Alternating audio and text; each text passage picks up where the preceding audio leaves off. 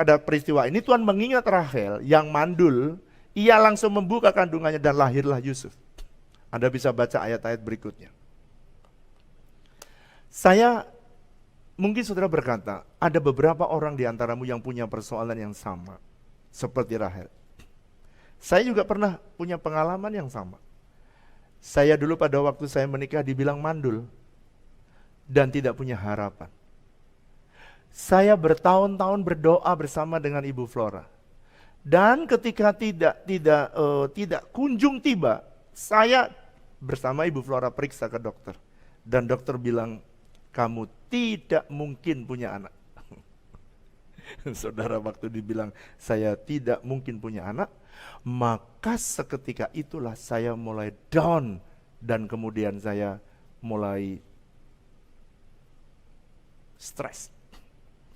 Pak, gimana perasaan orang yang dilupakan? Saya bisa ngerti perasaan saudara ketika saudara sepertinya Tuhan tidak mendengarkan seruan saudara. Tapi ada waktunya dengarkan. Saya berdoa ketika saya menyampaikan firman Tuhan. Inilah waktunya bagi Tuhan bagimu. Saya berdoa supaya Tuhan melawat, Tuhan menginvasi rumahmu, Tuhan menginvasi dirimu. Supaya kau yang mandul, Tuhan memberikan saudara keturunan. Saudara bisa mendengarkan beberapa kesaksian dari video. Saudara bisa lihat orang-orang yang tadinya mandul dan ketika Tuhan melawat, dia memiliki anak. Saudara bisa lihat video ini. Saya menikah pada tanggal 26 November 2015. Setahun kemudian saya nggak kunjung hamil, terus kemudian saya memutuskan untuk memeriksakan ke dokter dan ternyata saya mengidap penyakit yang namanya PCOS.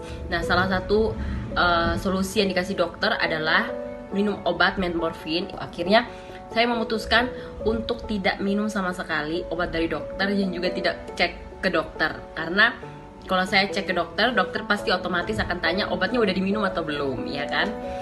Nah, pada waktu itu saya inget banget, kita lagi duduk, lagi makan, Om Yurio menghampiri aku. Terus Om Yurio bilang, kalau tadi ada yang Om Yurio dapat, kalau tahun ini salah satu anakmu itu akan dikasih anak, akan dikaruniai seorang anak. Waktu itu aku cuman amin, amin, amin. Padahal dalam hati ini juga sempat bergejolak. Tapi saya cuman aminkan dengan yakin dan sungguh kalau tahun ini aku pasti hamil. Januari saya diberitahu sama Om Yurio, bulan Mei saya belum hamil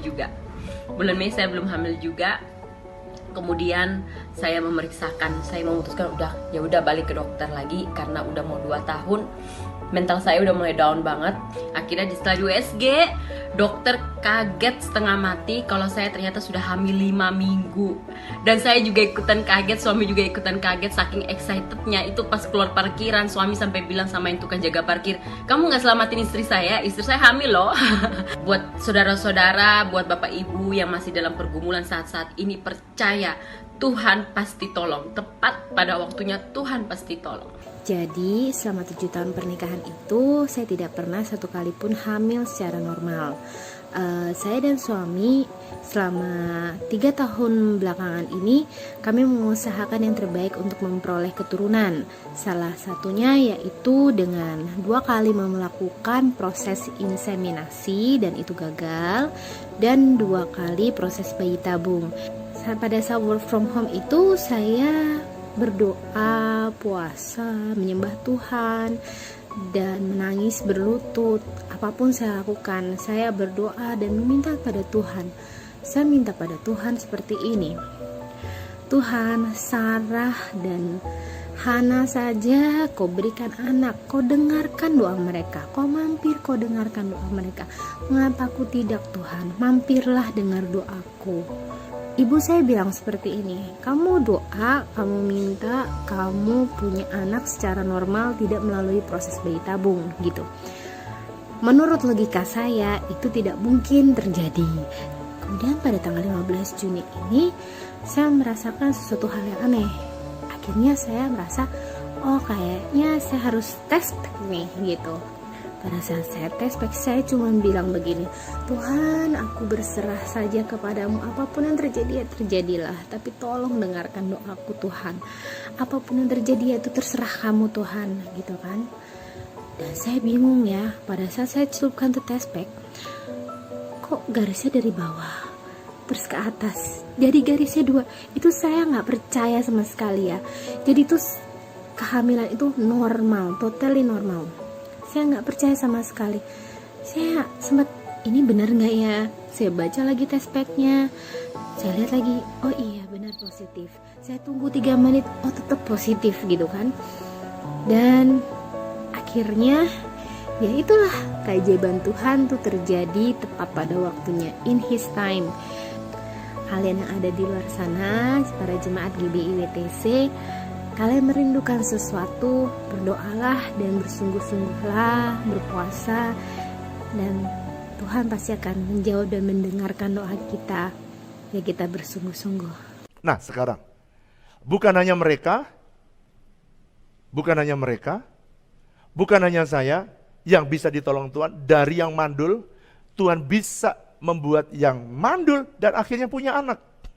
Waktu saya melihat istri saya hamil, itu pasti karya Tuhan. Karena tidak mungkin secara manusia. Saya pengen berdoa. Mungkin ada di antaramu yang lagi pengen punya keturunan ilahi, tapi saudara belum dapat. Tapi saudara betul-betul pengen dilamar oleh Tuhan. Kalau itu saudara, angkat tanganmu, angkat tangan. Oralama syandarala potakuran. Dimanapun saudara berada, angkat tanganmu, sampaikan isi hatimu. Oranabu syandarala potakurada pasyata. Tuhan, aku minta Engkau berkenan menjamah mereka. Aku minta supaya Engkau berkenan, Tuhan, mengunjungi rumah mereka, mengunjungi umatmu dimanapun mereka berada. Aku berdoa supaya Engkau membuka kandungan mereka dan Engkau mengingat perjanjianmu bagi mereka dan berikan mereka keturunan ilahi. Kalau Engkau bisa membuka Rahel, Engkau bisa membuka kandungan Sarah yang mandul, Engkau bisa menolong hambamu yang mandul, Engkau bisa menolong teman-teman yang mandul dan Tuhan punya persoalan, dan orang-orang yang mandul bersaksi bahwa Tuhan bisa membuka kandungan. Hari ini hal yang sama, Kau berikan keturunan ilahi bagi anak-anakmu dalam nama Yesus. Jamah. Terima kasih Tuhan. Haleluya. Amin. Saudara, dalam 1 Raja-Raja pasal 18 ayat 41 sampai ayat 46. Saudara nanti baca di rumah, tapi teksnya sebagian saja yang saya baca. Setelah itu ia berkata kepada bujangnya, ini peristiwa Elia ketika 3,5 tahun Israel tidak pernah ada hujan turun. Naiklah ia ke atas dan melihat ke arah laut. Bujang itu naik ke atas lalu melihat dan berkata, tidak ada apa-apa, kata Elia. Pergilah sekali lagi. Demikianlah sampai 7 kali dia menyuruh bujangnya. Pada ke-7 kalinya berkatalah bujang itu, wah, awan kecil sebesar telapak tangan timbul dari dalam laut. Lalu kata Elia, pergilah katakanlah kepada Ahab, pasang keretamu dan turunlah, jangan sampai engkau terhalang oleh hujan. Maka dalam sekejap, katakan perkataan ini, dalam sekejap mata langit menjadi kelam, maka langit menjadi kelam oleh awan badai, lalu turunlah hujan yang lebat, Ahab naik kereta lalu pergi ke Yezreel. Apa yang terjadi ketika Tuhan mengingat Israel sepertinya 3,5 tahun mengalami kesulitan. Saudara, kita belum nyampe setahun, kita rasanya lama sekali. Bahkan sekarang keadaan PSBB diperketat lagi seperti sedia kala. Sekarang lebih dari 3.000 per hari. Tuhan, kita semua bergumul sepertinya Tuhan kayaknya melupakan Indonesia, sepertinya Tuhan melupakan kita. Tuhan juga pernah 3,5 tahun pengalaman Israel, pernah ada di masa yang sukar. Tapi selama 3,5 tahun Israel kering kelontang. Tetapi waktu Tuhan mengingat umatnya, maka Elia berdoa dan hujan turun. Jadi saudara, saya berdoa, mungkin ada saudara yang sudah mengalami, mungkin bisnis saudara yang alami kering, mungkin saudara mengalami persoalan sepertinya kering kerontang seperti Israel selama 3,5 tahun. Saudara, bahkan mungkin Israel berkata, Tuhan sudah tidak ingat lagi kepadaku. Jangan pernah berkata begitu. Tuhan selalu ingat pada waktunya. Oleh karena itu, hari ini kalau mungkin ada saudara mengalami bisnis saudara kering, saudara minta sama Tuhan, sorga menginvasi bumi. minta supaya Tuhan turun dan menolong saudara. Supaya hujan dalam sekejap. Perhatikan ya, ayat ini, dalam sekejap. Tuhan itu kalau menolong seseorang, Tuhan bisa dalam sekejap. Karena dia ahlinya, Tuhan yang mengerti. Siapa lagi Pak cerita dalam Alkitab ketika Tuhan mengingat? Saudara, ada kalimat yang bagus dalam Kisah Rasul pasal 10, peristiwa Cornelius. Di Kaisarea ada seorang yang bernama Cornelius, seorang perwira pasukan yang disebut pasukan Italia. Ia saleh, ia serta seisi rumahnya takut akan Allah, dan ia memberi banyak sedekah kepada umat Yahudi dan senantiasa berdoa kepada Allah. Perhatikan ya. Dalam satu penglihatan, kira-kira jam 3 petang, jelaslah tampak kepadanya seorang malaikat Allah masuk ke rumahnya dan berkata kepada Cornelius. Perhatikan ini. Ia menatap malaikat itu dan dengan takut ia berkata, "Ada apa Tuhan?" Jawab malaikat itu, "Semua doamu dan sedekahmu telah naik ke hadirat Allah, dan Allah," perhatikan, "mengingat engkau." Jadi selama ini sepertinya Cornelius tidak diingat oleh Tuhan. Enggak, Tuhan selalu ada waktunya mengingat saudara. Apa yang terjadi ketika Cornelius diingat oleh Tuhan, maka ini yang terjadi dalam hidupnya. Ketika Tuhan mengingat doa Cornelius, maka keselamatan datang dalam rumahnya dengan cara dia mengutus Petrus. Nah, saudara perhatikan. Orang Israel ketika Tuhan mengingat, Tuhan memberikan kekayaan ketika dia keluar. Wow. Sarah dan Rahel dan Ribka juga ketika Tuhan mengingat mereka, tiba-tiba kandungannya tidak mandul lagi. Sekarang ketika Cornelius diingat, lama dia tidak merasa diingat, ketika Tuhan mengingat mereka, langsung keselamatan datang. Saya berdoa, mungkin ada di antara saudara yang mendengarkan kebenaran dan saudara belum diselamatkan. Hari ini saya menantang saudara, saya menolong saudara. Maukah saudara diselamatkan? Kalau mau, saya mau ajak saudara di akhir khotbah ini, saya ingin menolong saudara supaya saudara menerima Tuhan Yesus sebagai Tuhan dan Juru Selamat pribadi. Mungkin saudara selama ini mencari-cari dan Anda tidak mendapatkannya. Dan hari ini kesempatan, Yesus datang untuk menyelamatkan yang terhilang. Saudara yang mendengarkan kebenaran ini dan saudara ingin diselamatkan, tidak kebetulan. Ini waktunya saudara diselamatkan. Saudara, mungkin ada saudara yang keluargamu belum diselamatkan. Saya dari banyak keluarga, banyak saudara, saya masih punya satu PR. Kakak saya hari ini sampai hari ini, saya doakan terus menerus tiada henti. Saya berdoa satu hari Tuhan akan mengingat akan doa yang saya naikkan. Satu hari kakak saya juga bisa diselamatkan. Pak, kalau belum diingat, tunggu. Sebab Tuhan punya waktu untuk setiap kita orang yang percaya. Itu bagian yang pertama. Ketika sorga mengintervensi bumi, atau sorga menyerbu bumi, atau sorga datang ke bumi. Itu bagian yang pertama. Yang dilupakan akan diingat oleh Tuhan.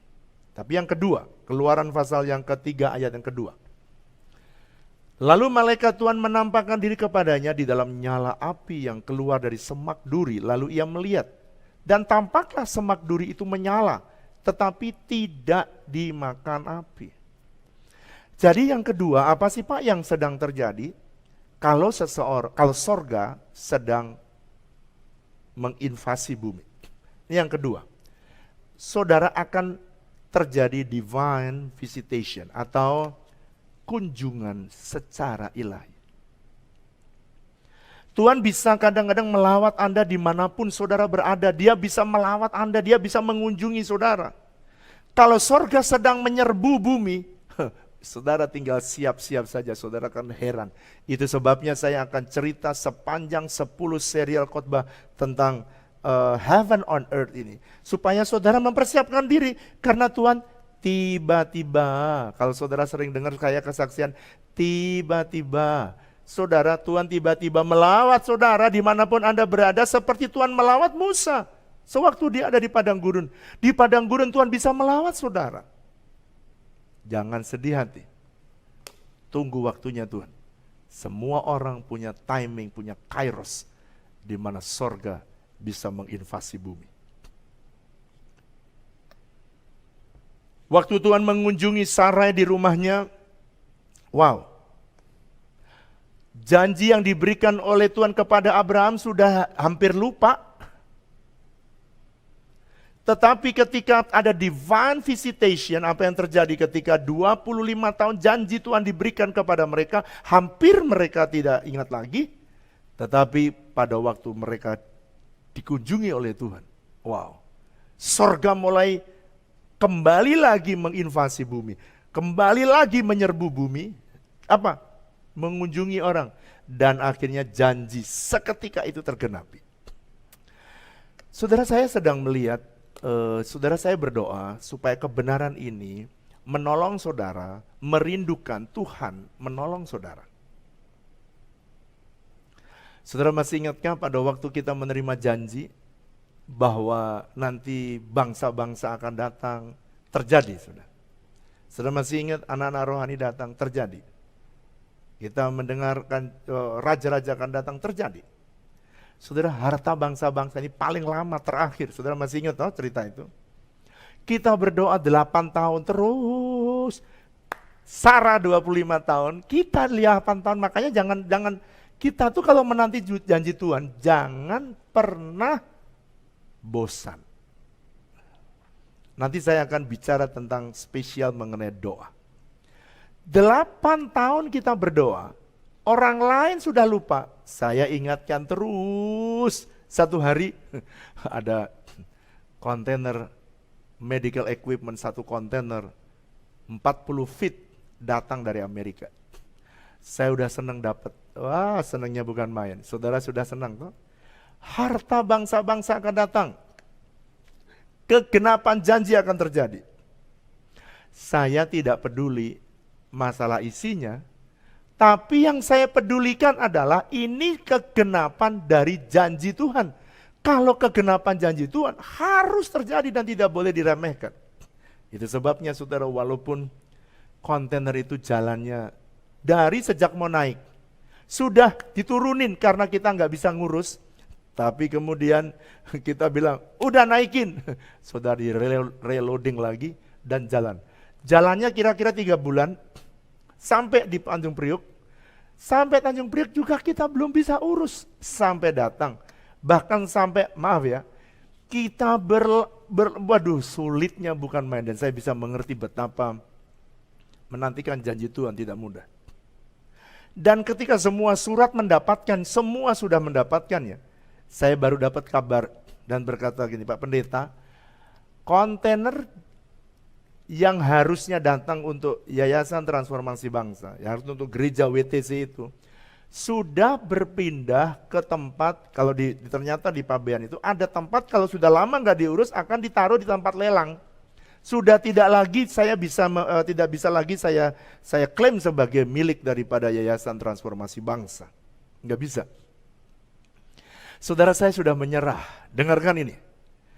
Tapi ketika Tuhan datang, ketika saya lagi sembahyang, saya sambil datang kepada Tuhan dan saya bilang, ini Tuhan, itu Tuhan, kontainer itu sudah ada di tempat lelang.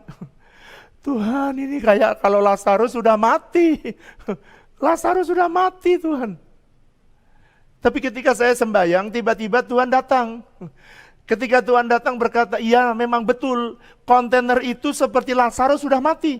Tapi walaupun Lazarus mati, menurut kamu sudah terlambat, tapi toh hari keempat dia bangkit kan?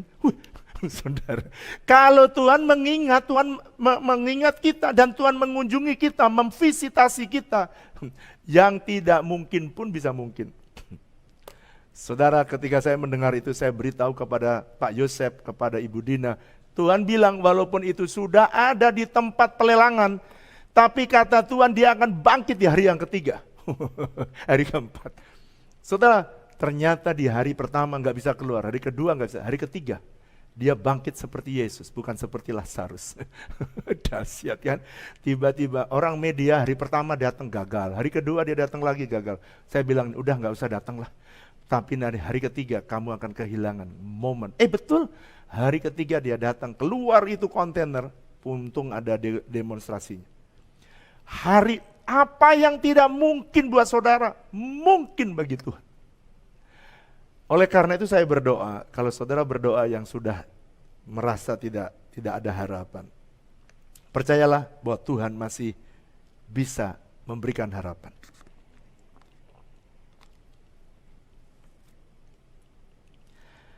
Jadi waktu Tuhan mengunjungi Lot, cerita yang lain lagi, dan keluarganya, seketika itu juga Lot diselamatkan dan dia mengalami mujizat, tidak dihancurkan bersama-sama dengan orang Sodom dan Gomora, dan keluarganya semua diselamatkan.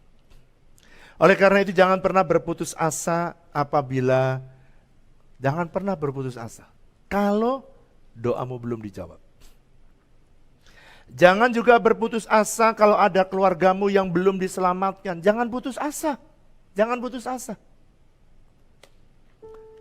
Kadang-kadang saya memberitakan Injil, orang percaya kepada Tuhan.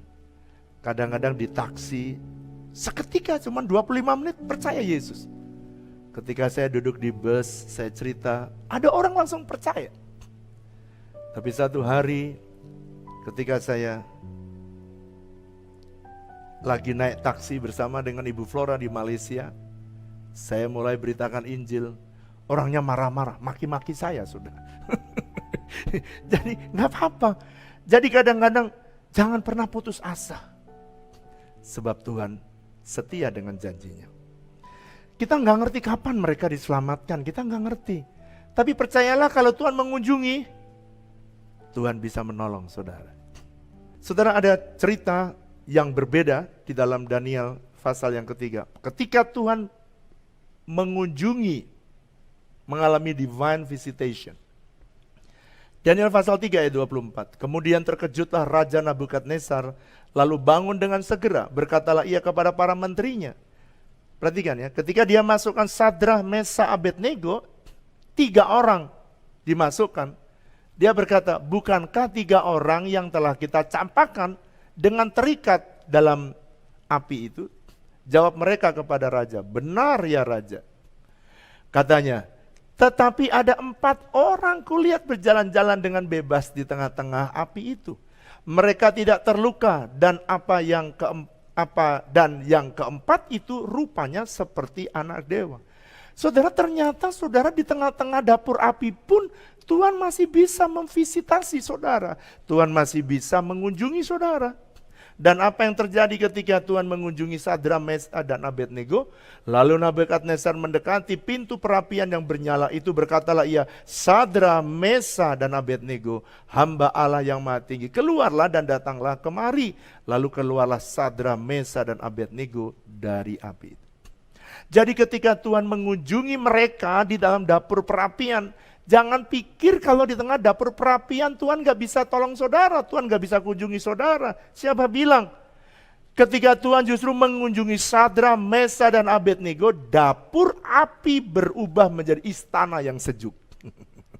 Kenapa saudara? Orang yang bawa saja terbakar, mati. Dia berjalan-jalan sama satu orang yang seperti anak dewa. Apa artinya saudara? Itu adalah perwujudan dari visitasi Tuhan.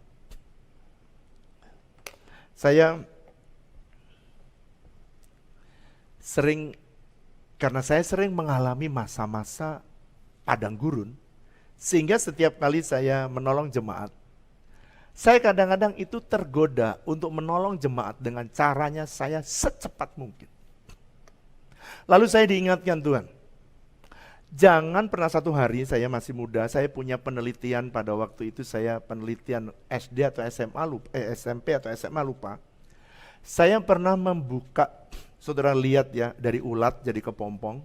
Lalu kepompong ini sebenarnya masa padang gurun bagi ulat itu. Fase transformasi terjadinya itu di dalam kepompong. Tapi saya itu iseng, saya buka, saya tolongin, saya pikir ketika saya gunting kepompong itu bisa cepat jadi kupu-kupu. Ketika saya gunting, ulatnya saya geletakin begitu. Besoknya saya datang, bukannya jadi kupu-kupu, malah mati saudara. Ketika mati, saya sedih sekali dan peristiwa itu teringat. Banyak sekali, nanti saudara dengarkan kesaksian dari Pak Robi.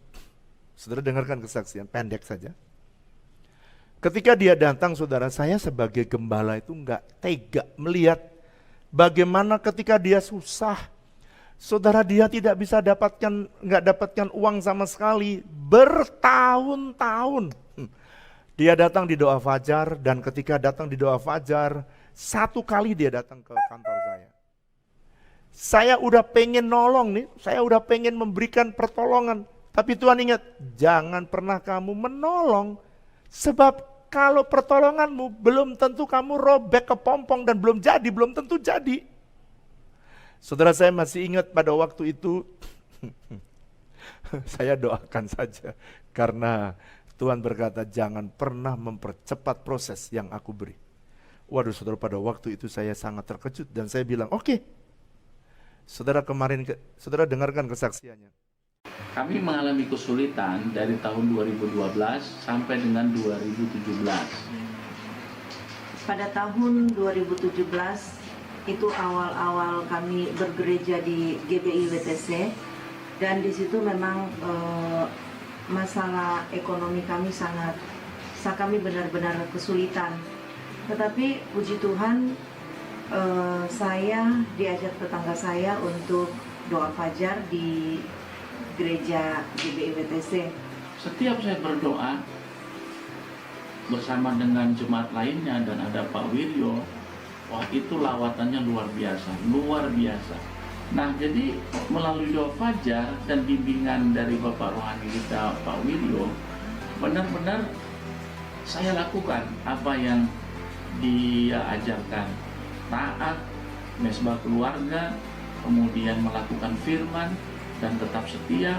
Pokoknya ikutin semualah isi firman Tuhan. Tuhan memberikan kepercayaan kepada kami sebuah proyek, sebuah pekerjaan, dan kami bersyukur mulai tahun 2017 itu kehidupan perekonomian kami mulai diangkat Tuhan. Sampai pada tahun 2018 Tuhan juga percayakan proyek yang kedua. Singkat cerita, di tahun 2018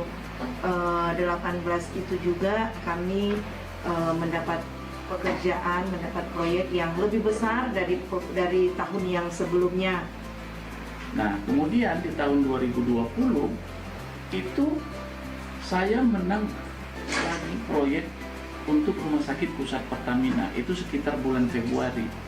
Tiba-tiba Tuhan izinkan ada penyakit virus corona, COVID-19. Nah, di situ permintaan rumah sakit sangat melonjak drastis, 100% naik. 100% naik. Nah, disitulah proyeknya semakin besar. Semakin besar sampai dengan detik ini. Ternyata Tuhan itu bukan mau fokusnya itu, Tuhan bukan mau memberikan proyek Rumah Sakit Pusat Pertamina. Ternyata dia ingin memberikan proyek yang lebih besar lagi. Nah, melalui Rumah Sakit Pusat Pertamina, kami ini dipromosikan untuk ikut tender di Kementerian Kesehatan.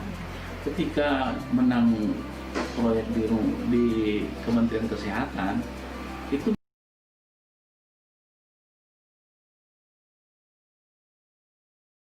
merupakan sesuatu yang tidak pernah muncul dari dalam hati saya, bahkan terlintas sedikit pun tidak.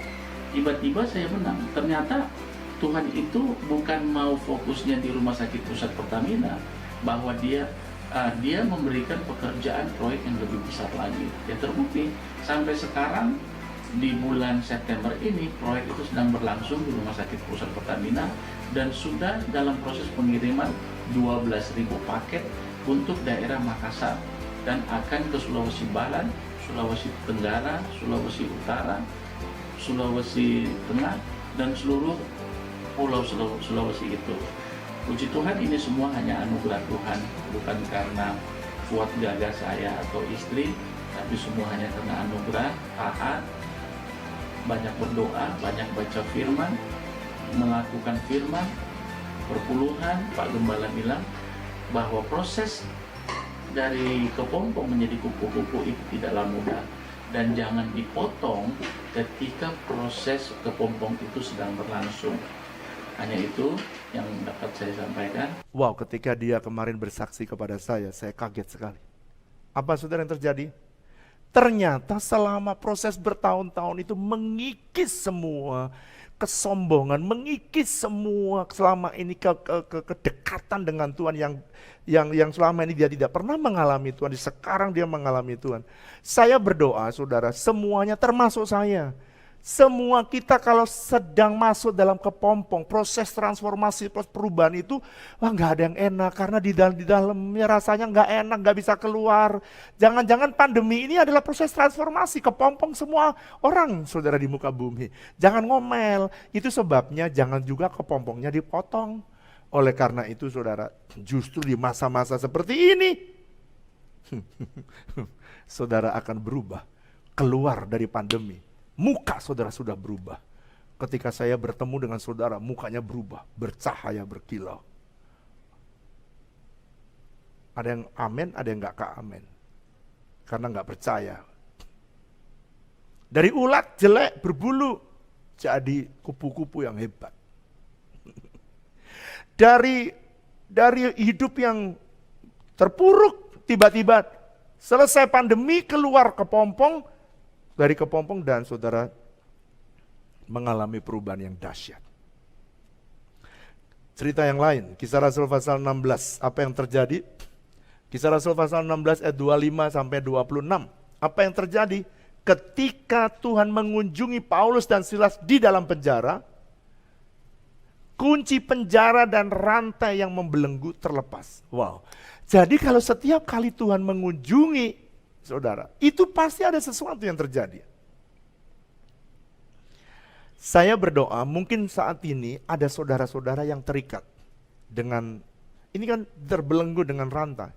Mungkin saudara nggak terbelenggu dengan rantai lagi, tapi mungkin saudara terbelenggu dengan apa? Narkoba. Ada yang terbelenggu dengan rokok. Saya suka tanya, ada nggak orang Kristen yang masih merokok? Ada katanya. Saya juga heran. Sudah saya ajarin jangan ngerokok, tapi tetap ada yang ngerokok. Tapi kalau hari ini saudara mendengar firman Tuhan, mau nggak saudara ngalami visitasi Tuhan? Kalau Anda mengalami visitasi Tuhan, tiba-tiba bisa terlepas. Saudara ada yang terikat juga dengan film porno. Mungkin ada saudara yang terikat dengan perselingkuhan, perzinahan. Mari jangan pernah putus asa. Tuhan masih bisa menolong saudara. Seperti Paulus dan Silas yang ada di tengah penjara yang dirantai. Tuhan bisa melepaskan. Hari ini yang sama ketika saudara mendengar kebenaran ini. Tuhan bisa mengunjungi rumah saudara. Dan saudara juga bisa dilepaskan dari semua keterikatan. Hal-hal yang buruk dalam hidup saudara. Helen Keller, dia berkata, when God visit his people, supernatural breakthrough take place, prophetic word are fulfilled, and new thing are brought to birth. Dia berkata begini, saya ambil oleh karena dia meyakini sama seperti apa yang saya percaya. Ketika Tuhan itu mengunjungi umatnya, maka hal-hal supranatural bisa terjadi. Dan semua nubuatan yang diberikan kepada umatnya tiba-tiba bisa terpenuhi, tergenapi. Dan hal-hal baru terjadi dalam hidup kita. Saudara, oleh karena itu poin yang kedua yang sangat penting. Banyak hal Tuhan mengunjungi saudara dan banyak terjadi pertolongan Tuhan yang dahsyat dan ajaib. Sekarang yang ketiga. Yang pertama tadi ketika Tuhan menyerbu, ketika sorga menyerbu bumi, apa yang terjadi? Yang terlupakan diingat kembali. Yang kedua, ketika sorga menyerbu bumi, Tuhan itu dengan sengaja dia mengunjungi orang-orang tertentu dengan maksud dan tujuannya. Sekarang yang ketiga, Keluaran pasal yang ketiga ayat yang kedua. Lalu malaikat Tuhan menampakkan diri kepada Musa di dalam nyala api itu yang keluar dari semak duri. Lalu ia melihat dan tampaklah semak duri itu menyala, tetapi tidak dimakan api. Yang ketiga, apa yang terjadi ketika sorga menyerbu bumi?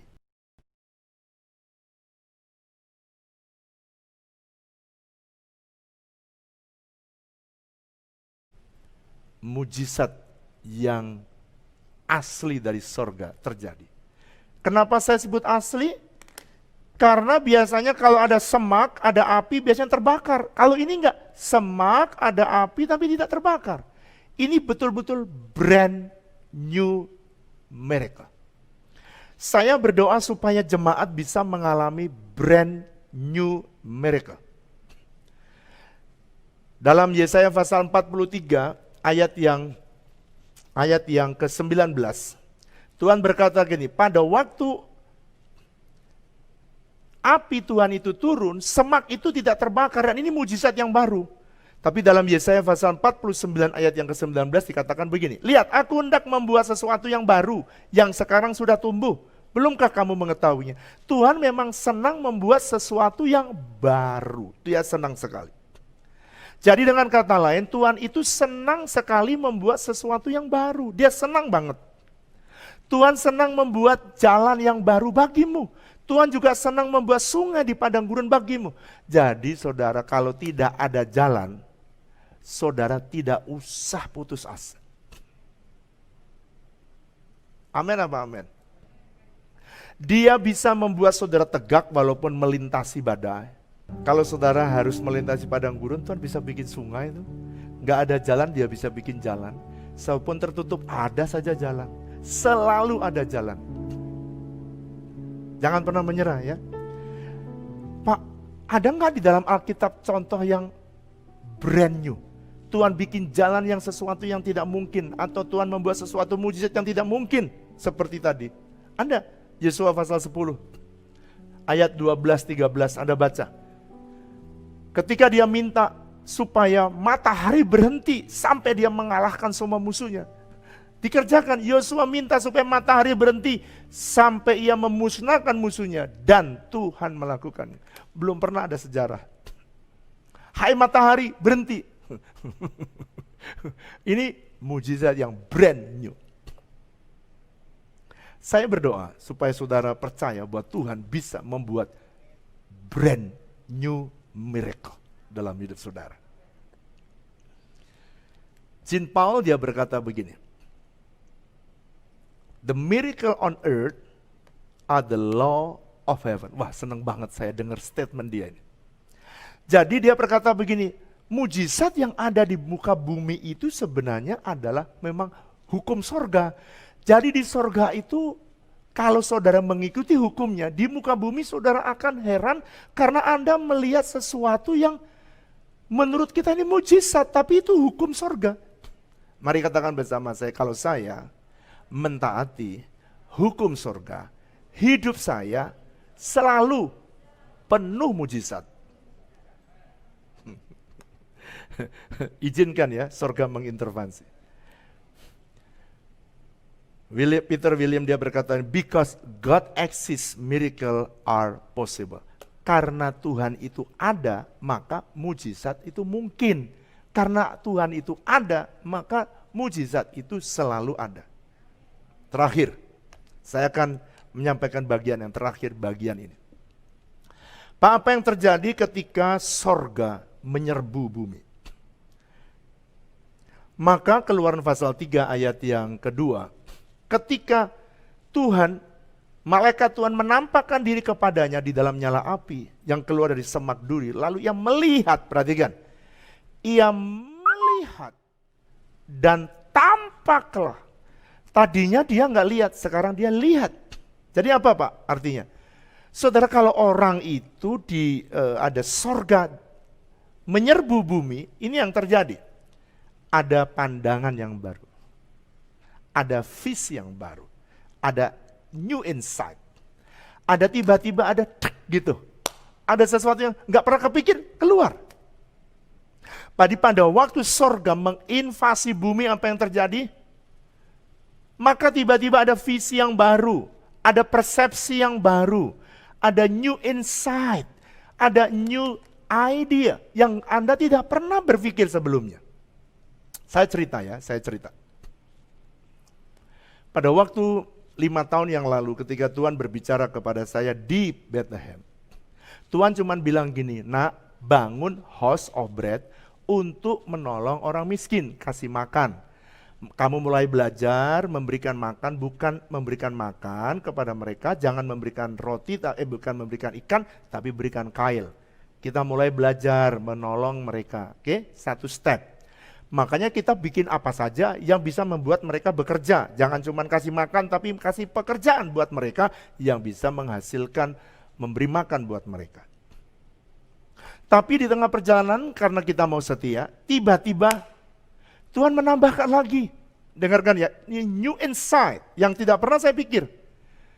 Kenapa kamu tidak membuat sesuatu yang menolong supaya apa yang dihasilkan mereka bisa dijual kepada jemaat dan jemaat jadi sehat. Makanya kita membuat sayur yang sehat, bebas pestisida, dicek oleh Sukovindo, free dari logam yang bahan kimia berbahaya dan juga dari pestisida, supaya jemaat itu bebas dari kanker, kanker usus, kanker dan tumor-tumor, semua itu bisa merdeka, bebas dari tekanan darah tinggi, ya, sakit jantung. Kenapa enggak kamu lakukan? Itu sebabnya saudara, kita berupaya membuat sehat sayur yang terbaik. Untuk apa? Jemaat. Pertama cuma nolongin orang miskin, kedua ternyata Tuhan mau supaya menyehatkan jemaat. Supaya jemaat bisa melayani Tuhan. Oke, yang ketiga. Di tengah-tengah saya belum selesai, tiba-tiba Tuhan berkata kepada saya nggak ngerti nih, tiba-tiba Tuhan bilang gini, nak, kamu persiapkan ya, suatu hari nanti WTC Kids itu akan jadi 11.000. Hah, saya shock, 11.000. Gimana caranya?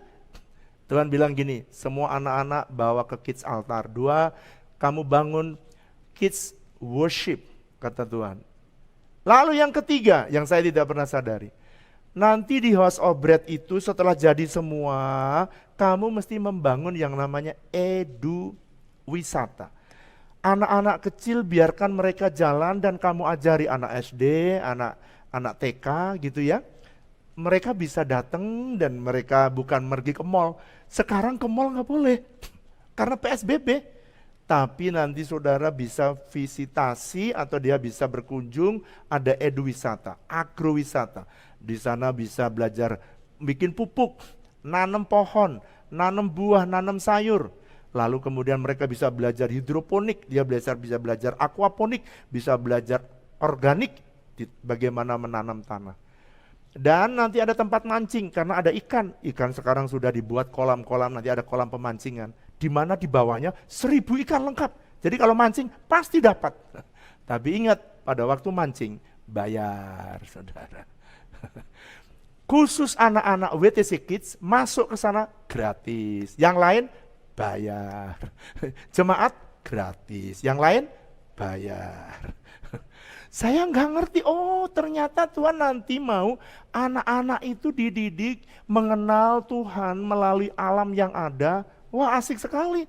Jadi nanti kalau kita kebaktian di tempat New Convention Center yang baru, maka saudara nanti anak-anak kita bisa berkunjung di tempat, bisa lihat ternak, ya, domba, ada sapi, ada lihat ikan, mancing ikan, memberi makan ikan. Cucu saya aja lihat ikan, pengen diangkat papinya, terus kasih makan ikan. Bayangkan nanti kalau makan ikan, waduh dia dapat sensasi yang luar biasa.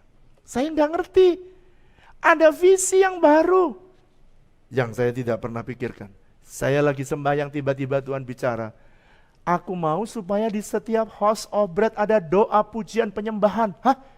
Gimana caranya? Kamu bikin sound di setiap greenhouse. Waduh, setiap greenhouse, jangan heran ya, saudara, nanti ada doa, sambil jalan ada doa pujian penyembahan. Saudara, ada WTC worship sepanjang hari. Pak Wiryo akan nyanyi di situ 24 jam. Wih, dahsyat kan saudara. Kuat dia bertahan, kenapa? Karena ada WTC worship, ada rekaman saudara. Jadi ada ternyata satu belum selesai, Tuhan tambahin ini, ada visi-visi yang baru. Terakhir, saya baru sembahyang duduk, jreng. Tiba-tiba Tuhan bilang, Rut pasal 1 ayat 4, kamu baca ulang lagi. Tiba-tiba Tuhan berkata, aku beri waktu kamu seperti Bethlehem, 10 tahun dia bisa memberi makan bagi kota. Aku mau supaya House of Bread bukan cuma memberi makan jemaat, tapi memberi makan juga kota.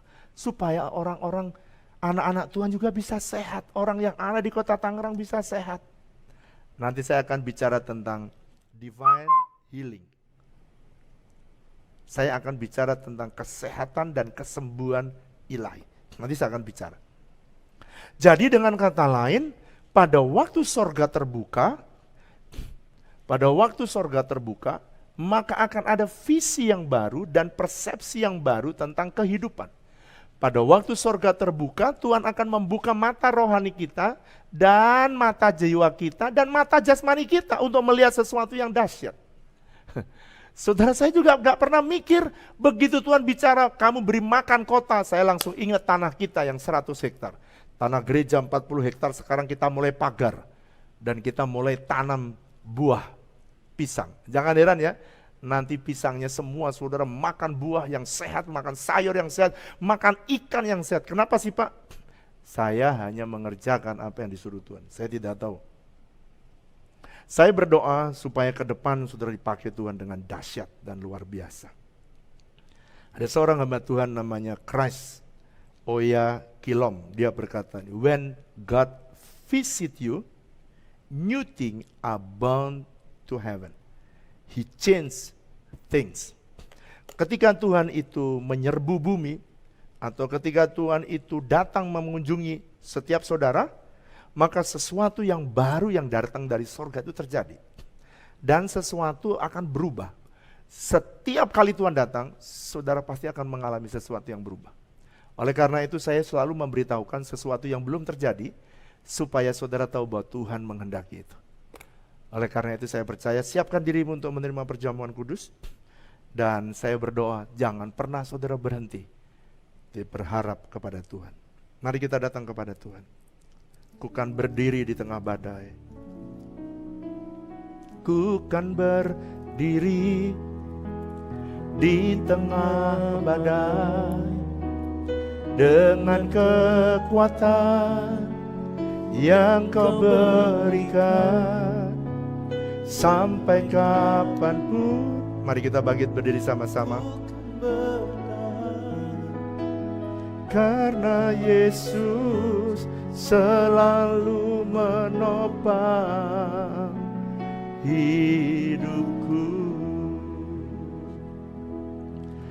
Sebab apa yang telah kuteruskan kepadamu telah aku terima dari Tuhan, yaitu bahwa Tuhan Yesus pada waktu malam ia diserahkan, ia mengambil roti. Mari angkat roti di tangan kanan kita tinggi-tinggi. Dan sesudah itu ia mengucap syukur atasnya, ia memecah-mecahkannya dan ia berkata, inilah tubuhku yang diserahkan bagi kamu. Perbuatlah ini menjadi peringatan akan aku. Kekasih-kekasih Kristus, bukankah roti yang kita pecah-pecahkan ini adalah persekutuan kita dengan tubuh Kristus? Mari makan saudara, dalam nama Yesus.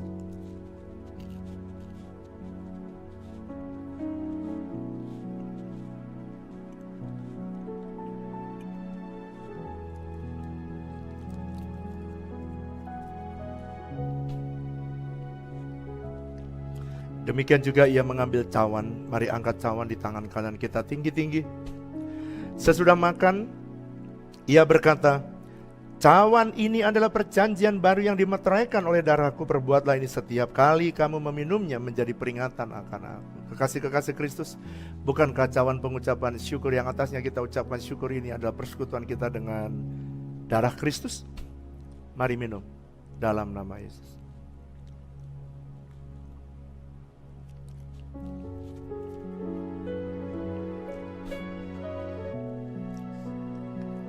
Mari naikkan syukurmu, naikkan terima kasih.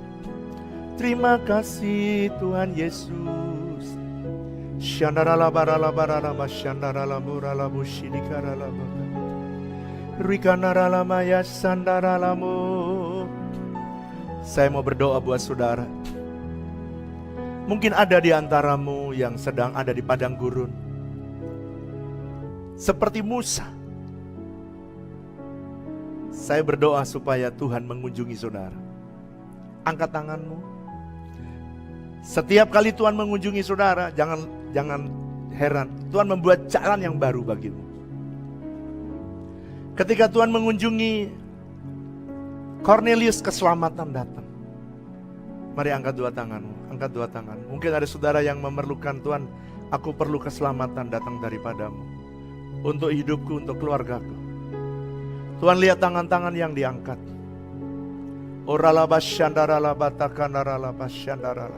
Aku minta Tuhan supaya Engkau berkenan menjamah mereka. Kunjungi mereka satu persatu dimanapun mereka berada. Kalau Kau bisa mengunjungi Sadra, Mesa, Abednego di dapur perapian, Kau juga bisa mengunjungi umat-Mu. Dan mujizat-mujizat terjadi dalam hidup mereka.